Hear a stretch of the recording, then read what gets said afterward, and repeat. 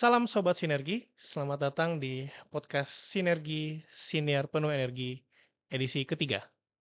Perkenalkan, saya Devri Rizaldi yang pada saat ini akan menjadi host pada kesempatan sore hari ini. Di episode kali ini kita akan membahas tentang kepakaran insinyur proses dan melihat bagaimana peran serta kontribusi mereka terhadap mendukungnya kemajuan industri di Indonesia. Pada episode kali ini, kita akan membahas tentang kepakaran insinyur proses, serta bagaimana peran serta kontribusi strategis mereka dalam mendukung kemajuan industri di Indonesia.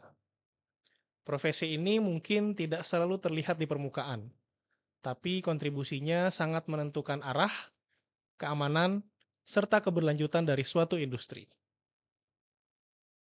Seorang insinyur proses mungkin sering bekerja di balik layar, tapi perannya sangat menentukan keberhasilan sebuah industri.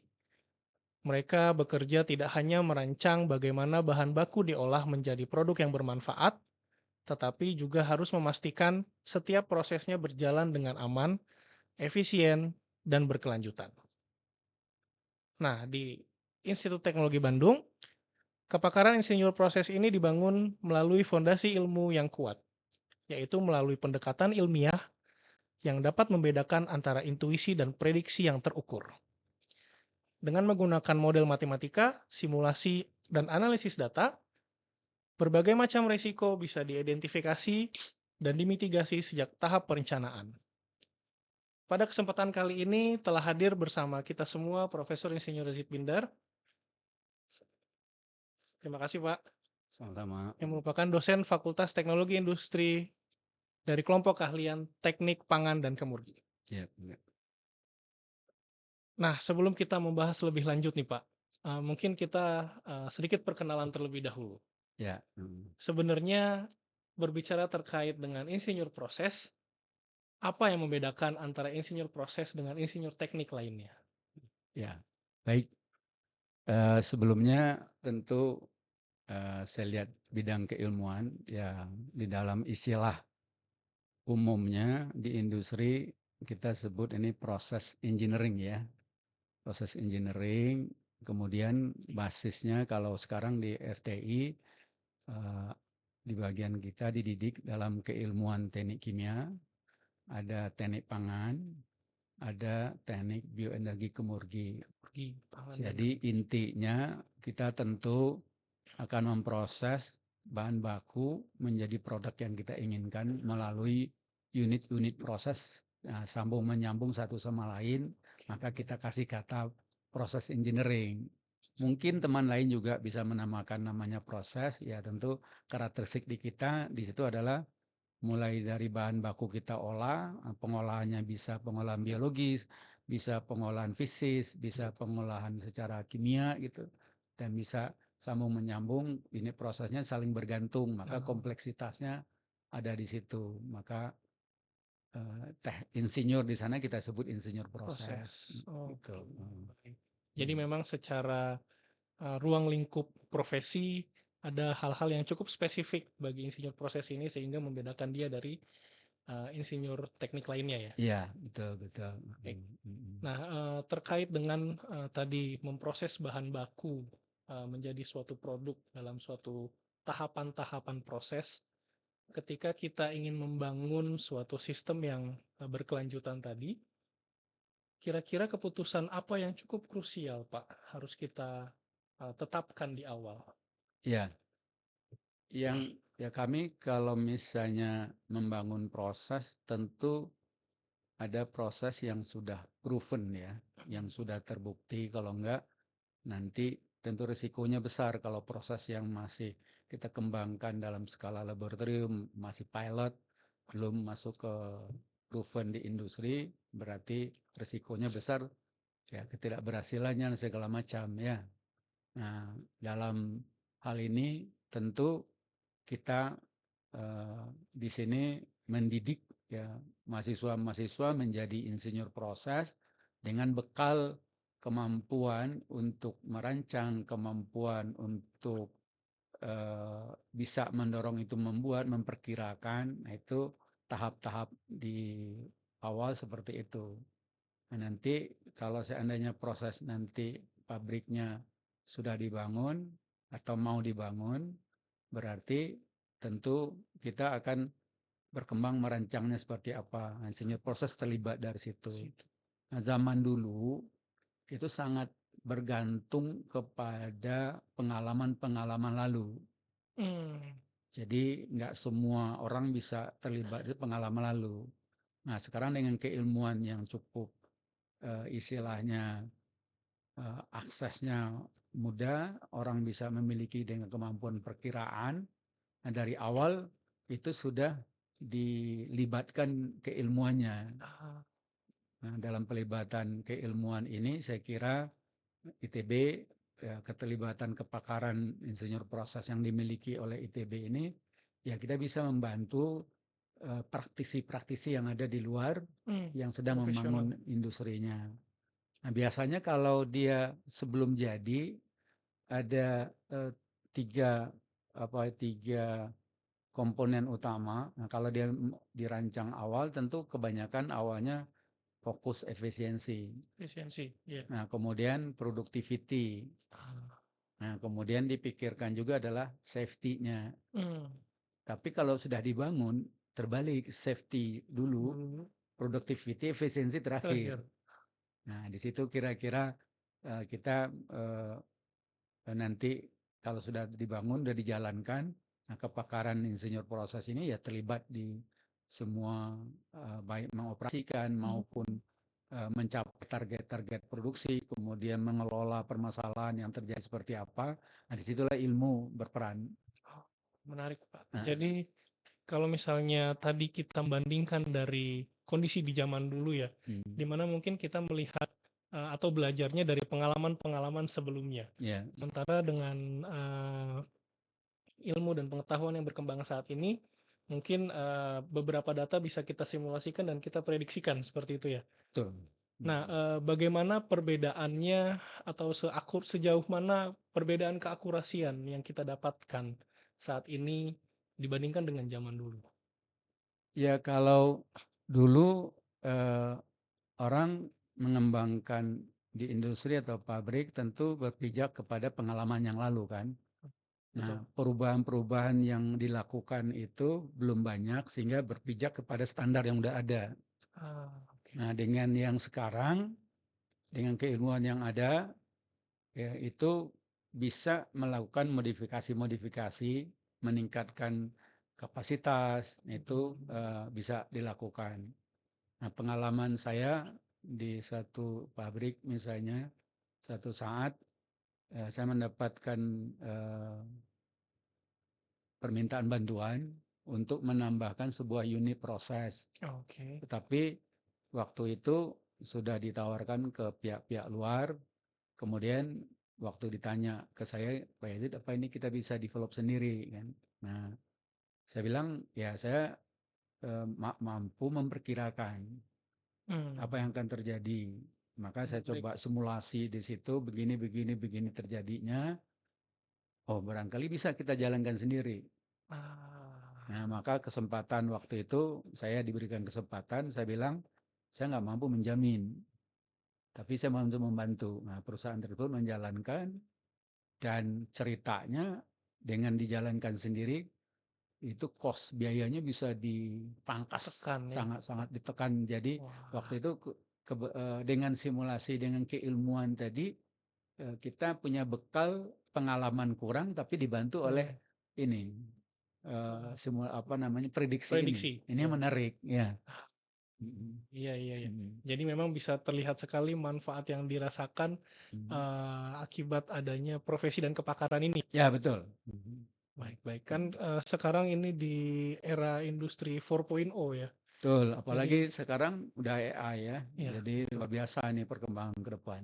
Oh, menarik, Pak. Jadi Mm, sekalian menyambung. Tadi mm, terkait dengan AI, seperti apa kira-kira peluang atau tidak tantangan ya? Ini kita harus bisa melihat dari kedua sisi mm, koin mm. terhadap kepakaran insinyur proses dalam mengembangkan keprofesiannya seperti itu.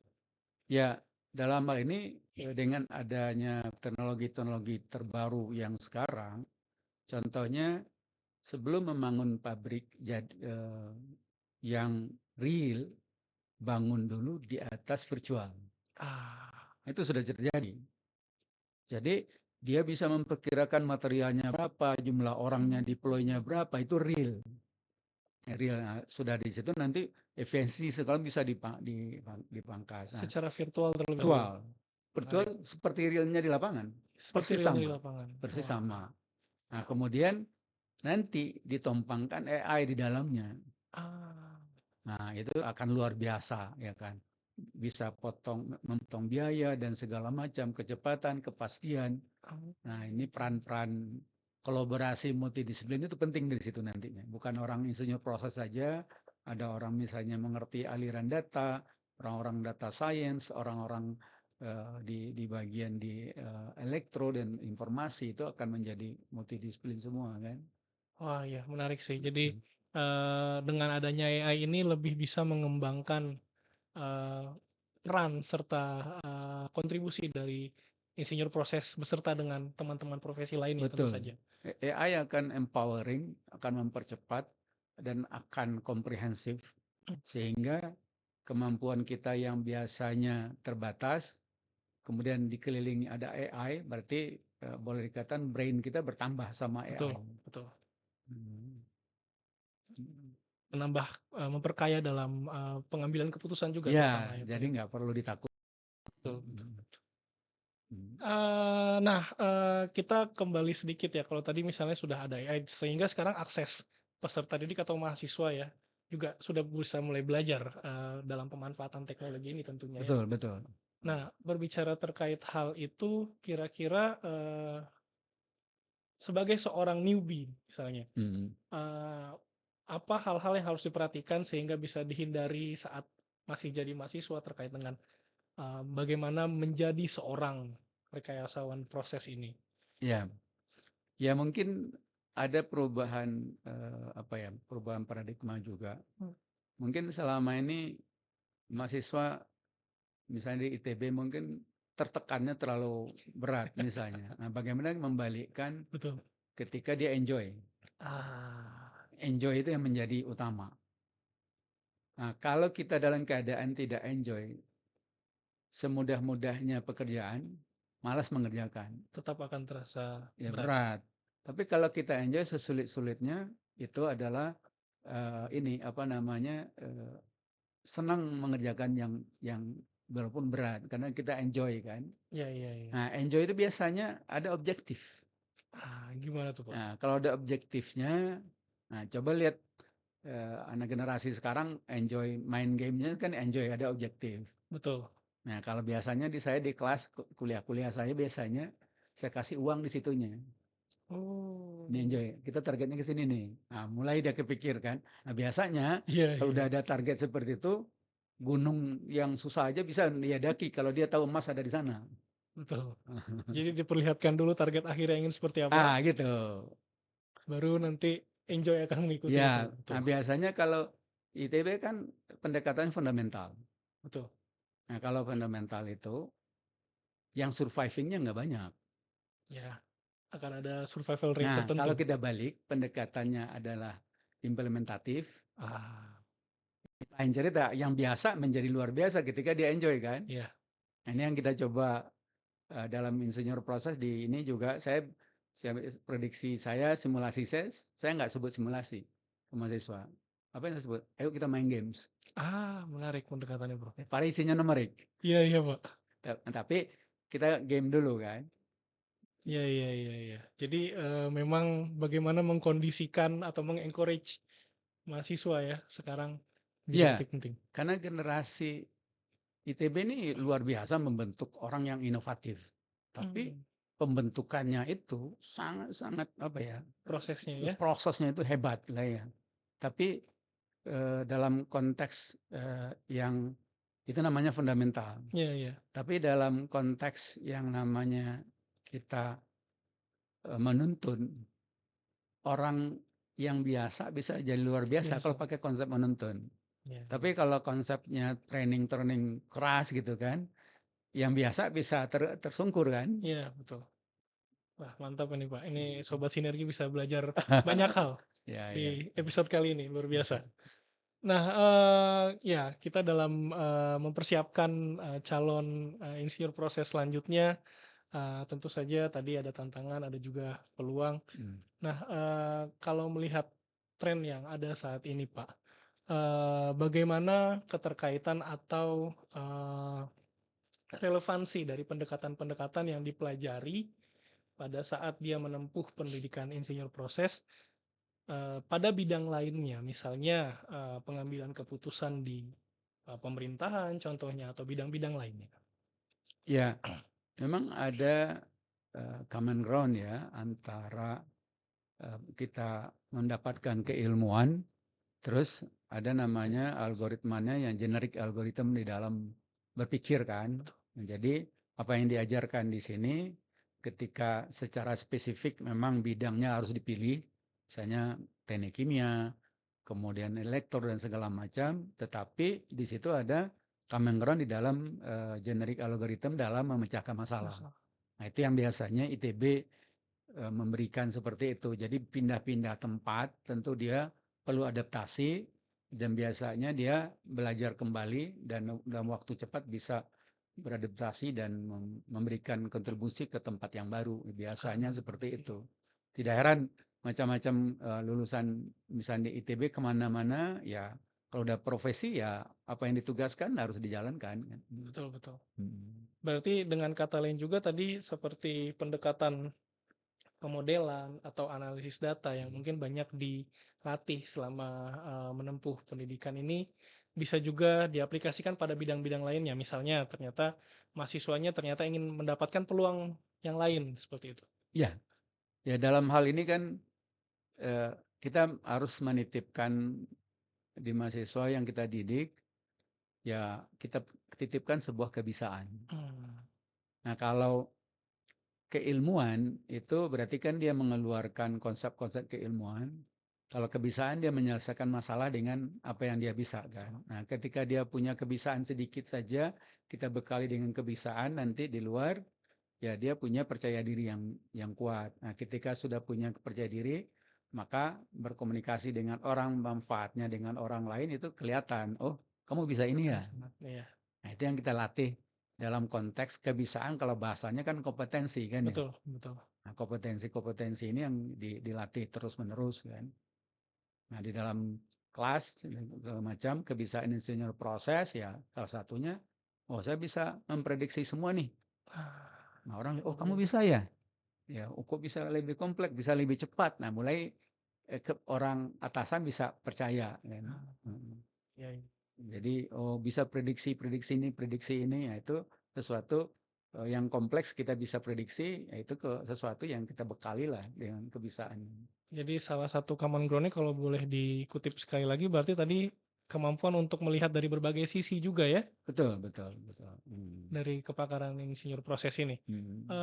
Nah, terkait dengan kondisi di negara kita saat ini nih Pak, jadi, Ya, berbicara dengan, peluang yang ada terkait dengan pengembangan industri ke depannya, lalu juga ketersediaan sumber daya manusia yang, cukup melimpah seperti itu. Tidak hanya sumber daya manusia ya tentu saja ya, bahan baku pun yang, mentah mungkin banyak sekali di Indonesia. Bagaimana kepakaran industri, insinyur proses ini bisa, membangun atau menginisiasi, pemanfaatan itu semua, Pak? ya. Jadi dalam hal, eee, sumber daya manusia rasanya kita cukup baik, tidak ketinggalan ya. Terus, di dalam target-target, eee, di industri misalnya, ya kita bahan baku kita banyak. Betul, Nah, kita bahan baku banyak, tentu, proses-proses bisnis dengan merubah bahan baku menjadi produk-produk, bisnis yang nilai tambahnya naik, itu, eee, itu menjadi sasaran-sasaran. Tapi yang kita lihat kondisi yang sekarang kan, ya dalam tanda petik kebijakan-kebijakan, lahirlah kata hilirisasi. betul Ya secara bahasa, kata hilirisasi itu sebenarnya, sesuatu apa ya, dibentuk ya betul, bukan kata dasar yang ya ada. ya dibentuk sesuai dengan bisa diterima orang kan ya. Betul, Nah, jadi ya Ini perlu apa ya, didukung oleh kebijakan yang kuat. Baik Kebijakan yang baik. kuat, tidak hanya sekedar, eee, mengucapkan di dalam sebuah program, tetapi tindak lanjutnya yang utama ya. Oke. Nah, tindak lanjut utama ini ya kita secara infrastruktur, secara sumber daya manusia, secara bahan baku, itu ada. Mungkin permasalahannya bisa adalah, eee, apakah, kapital kita, cukup, Capital ya? ya kemudian, leader kita cukup, memberikan peluang kebijakan yang bisa dilaksanakan, dan kemudian, implementasinya betul-betul dijalankan gitu kan. Oke. Ya sering kita melahirkan keinginan, tetapi yang menikmati itu adalah produk-produk luar. Produk-produk luar ya, sayang sekali Banyak ya, Pak, banyak ya? banyak Iya, hal seperti itu kan. Ya dalam bisnis kadang-kadang terlalu digembar-gemborkan, ya berarti kan, membuka rahasia kita sendiri kan. betul Ya, betul. ya kenapa nggak diimplementasikan tanpa harus Digembar-gemborkan. digembar-gemborkan kan. Ya nanti dari luar masuk seperti apa dia bisa mempengaruhi kebijakan kan. Betul. Mm, mm, Jadi, ya sebenarnya terangkum juga ya dengan, penjelasan sebelumnya, Pak. mm. Ada beberapa komponen atau aspek yang mendukung juga terkait dengan, bagaimana seorang insinyur proses bisa, menjalankan peran atau kontribusinya. Ya, Nah, kita tarik ke, point of view yang lebih luas lagi ya, nih, Pak. Di Indonesia sendiri sekarang, apa tantangan terbesar untuk, seorang insinyur proses atau orang yang akan menjadi insinyur proses?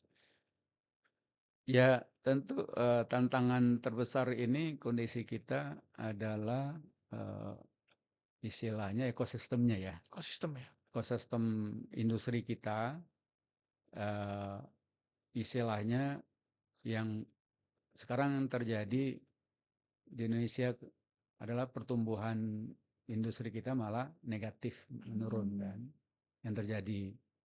Terus, bahan-bahan kita, bahan-bahan kimia, bahan-bahan yang lain, di barangkali tersedia, tapi, tantangannya ya bisnisnya makin kita lihat itu perkembangannya Menurun. menurun, lambat ya. Jadi tantangan ini yang saya lihat apakah impor lebih besar, apakah, istilahnya, eee, bahan-bahan yang diperlukan langsung disediakan secara impor. Oh, Ya dulu zaman-zamannya Pak Harto, ya kita orang-orang insinyur proses senang sekali dibangunnya pabrik pupuk. pabrik pupuk ya? Itu kompleksitinya sangat tinggi.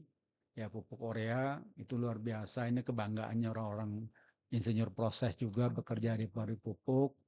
Kemudian dulu kilang-kilang minyak, Iya iya. ya kilang minyak, ya itu juga kebanggaannya orang-orang insinyur proses bekerja di sana.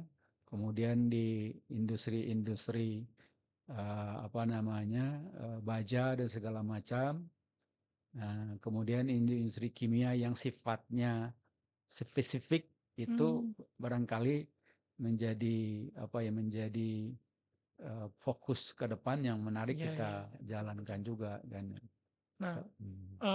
ya, sesuai dengan penjelasan Bapak tadi sebenarnya, eee sekarang kita dihadapkan pada paradigma tadi ya, mendatangkan bahan baku dari luar secara impor dengan aksesibilitas yang lebih mudah seperti Hmm. itu, tapi tentu saja dengan ketersediaan sumber daya yang kita miliki di negara kita spesifik, sebenarnya kita juga bisa menghasilkan itu. Ya. Nah, dalam pandangan Bapak kira-kira, komoditas apa nih terkait dengan industri bahan baku dasar yang sebenarnya Indonesia punya kekuatan di situ untuk membangun sehingga bisa mendukung, industri ke depannya? Ya, kalau kita bertumpu masih kepada fossil base, itu memang tantangan fossil base adalah, bahan baku minyak kita juga sudah kita sudah impor minyak ya. Ya, Terus, andalan kita sekarang Indonesia andalannya di sawit ya, Iya, betul. andalan sawit, ya industri turunan sawit itu, cukup banyak. Ya. Kemudian, bahan yang kita lihat Indonesia punya peran ke depan itu bio-based material ini Indonesia punya Hmm. punya keunggulan. Kalau nanti di mineral saya juga yakin ya, pasti Indonesia punya keunggulan-keunggulan. Dan kemudian ya sekarang mungkin lagi digalakkan mengenai mineral logam jarang itu kan, itu Mineral logam jarang, betul. ya itu sangat menarik. Nah, di bidang-bidang industri farmasi itu Oh, bahan-bahan baku primer ya, betul, yang betul. berbasiskan bahan, bio-based itu, harus dipikirkan dari sekarang bagaimana kita bisa mengindustrikannya walaupun harganya dibandingkan dengan berbasiskan fosil ya masih Masih kalah tinggi, jauh. ya. Tinggi. Tetapi Indonesia ya saya kira punya potensi yang besar dari di situ Oh, ya. oke, baik. Mhm, Terima kasih banyak, Pak. Ya, mhm, tergambar dengan cukup jelas ya. Maksudnya mhm, mulai dari awal tadi terkait dengan insinyur proses, lalu kontribusinya, apa yang dilakukan, serta mhm, peluang-peluang yang mhm. bisa kita dapatkan. Sebelum kita menutup sesi kali ini, mungkin saya bisa minta semacam closing statement dari Bapak terkait dengan kepakaran insinyur proses ini. Iya, jadi kepakaran insinyur proses ini ya mulai dari mengembangkan produk yang akan diindustrikan, mengembangkan cara memproduksinya, mengembangkan cara bagaimana unit-unit proses itu dibuat, kemudian mengembangkan proses secara menyeluruh, ya di dalamnya pentingnya kita berfokus, eh, terintegrasi keseluruhan ini Hmm, sesuatu hmm, yang kita sangat perlukan. perlu. Peran insinyur proses ini kita, tetap kembangkan dengan baik. Kemudian juga di produk-produk atau bahan-bahan yang kita produksi berbasiskan bahan-bahan, berkelanjutan. Berkelanjutan ya, Ya, karena sustain. ancaman ke depan setelah tahun 50-an, tahun 2050 ya dunia akan menghadapi problematik di dalam, fosil based Betul. material ini kan. Jadi ya kita di ITB pun ya kita sudah, eh, program studi, eh, di bagian pertama teknik kimia berbasiskan bahan baku, minyak bumi, kemudian kita juga, menyiapkan juga berbahan baku yang berkelanjutan, bahan-bahan kimia Hmm, yang bioenergi kemurni yang kita konsentrasi juga di pangan dan itu, istilahnya ya ITB dengan mendidik insinyur proses diharapkan bisa menyelesaikan masalah yang akan dihadapi di betul. masa depan. Tapi harus dari dini ya. Harus dari saat ini Ya kita. harus ada perkiraan-perkiraan ke depan apa yang akan terjadi. Oke, Itu oke. penting. Ya, orang yang menguasai dunia adalah orang yang memperkirakan apa yang akan terjadi, tapi sudah disiapkan minus 20 tahun, 30 Oh, tahun sebelumnya. betul. Berarti kalau misalnya kita berbicara sekarang, kita harus bisa memprediksi tadinya Ya, plus 20-30 seperti tahun. AI, orang bilang AI muncul tiba-tiba, enggak. Dia sudah dibangun sekian lama. Betul. Tapi timingnya tepat dan itu menjadi, luar biasa gitu kan. Pada saat kemunculannya Ya, kan. kemunculan itu orang Semua aspek. semua Betul. terperangah semua melihatnya, semua kaget semua. Betul, Ya betul, malah, Pak. ada yang merasa terancam kan. Betul, Nah, betul. itulah namanya perkirakan apa yang akan terjadi, siapkan minus 20-30 tahun Betul. sebelumnya, itu yang penting. Nah, itu visinya harus dibawa ke pemimpinan yang kuat. Wah, terima kasih banyak, Pak. Hmm, Luar biasa sekali. hmm, Saya yakin Sobat Sinergi hmm, mendapatkan point of view yang sangat bagus kali ini. hmm, Dari diskusi kita hari ini, kita bisa memahami berbagai resiko dan tantangan, dan juga bagaimana memahami bagaimana seorang insinyur proses melakukan peran dan kontribusinya dalam menerapkan dan mengadaptasi mitigasi resiko, dan juga penanganan dalam pengembangan industri dalam aspek masyarakat yang lebih luas. Hal ini menunjukkan bahwa kepakaran dan juga ilmu pengetahuan yang dimiliki oleh serta pengalaman yang dimiliki oleh seorang insinyur proses tidak hanya berperan dalam proses, pengembangan industri itu sendiri, tapi juga, mewakili, kontribusi tadi pembangunan yang berkelanjutan. Hmm. Terima kasih banyak Pak, Terima semoga kasih sama-sama. Ya. perbincangan kita pada, podcast Sinergi kali ini memberikan wawasan perspektif baru, baik bagi masyarakat, akademisi, maupun pelaku industri. Saya Devi Rizaldi, pamit undur diri. Sampai jumpa pada podcast Sinergi edisi berikutnya. Terima kasih, selamat sore. Terima kasih.